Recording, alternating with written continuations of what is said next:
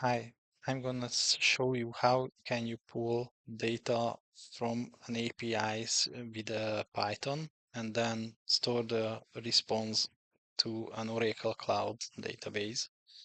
For that, I have two tables. Our input source will be an exchange rate response from a free API. The two tables are currently empty. One table will store the entire response with some additional details, and the other table will have a different granularity. We will store the currencies line by line.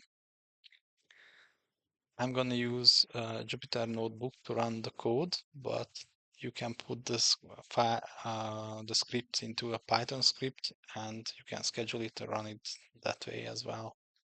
There are four variables I already set because that will reflect my own private API key and my database credentials. So you need to use your own ones. First, we call the API and hopefully we get the response. Yep, we have 200 status code. So the message or the request was successful. We have here the response header and the response content with the specific exchange rates. You can see it if you want in a JSON format. It's pretty much the same. Also some extra information we can get from the header, the date when I just called the API. And I also can see how many more API calls can I do in this month, but it's not really relevant from the insert part.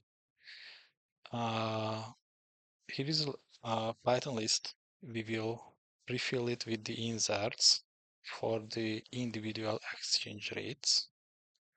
There are some additional columns I want to set with a pre-filled value. And also here there is a simple variable which will contain the entire response from the API. There are two ways to connect to the Oracle. Oracle has two Python libraries. cx_oracle is the old one, but still you can use it. We just the tnsadmin variable is just helping us to define where is my Oracle client, and that's being used to connect to Oracle. And this is just a test message that the connection is live. If so, then we can insert the single record which contains all the information from the response, and also here I iterate through the list and insert or execute every line of it, which was just technically an insert statement for all the currencies. So if now I check back to the cloud, the daily input should show one record, and in this field, I should see the API response entirely. And in this table, I should see this each exchange rates, each currencies against the USD, and what's the actual rate for it. And I just created this column so that I can check back whenever, and I can see when this call was executed. This will be useful if you automate this script and you want to do some analysis for the time series. You need some information when to which time, which date the actual rate represents. Now I just truncate these tables.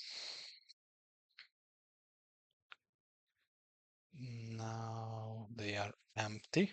And if I go back to Jupyter, this is the new Oracle Python library. So I start running the script.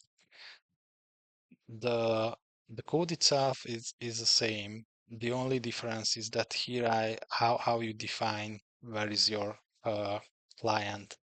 In the old one, I defined the TNS admin. Here I'm using this approach. Uh, all the rest is the same. Connection live is done, so script went through. And if we check back now, we have the exchange rate and the entire input again. Obviously here we stored the same data as before because we didn't call the API again, but I just wanted to show that both ways, the old and the new Python library, can be used. Thanks for watching.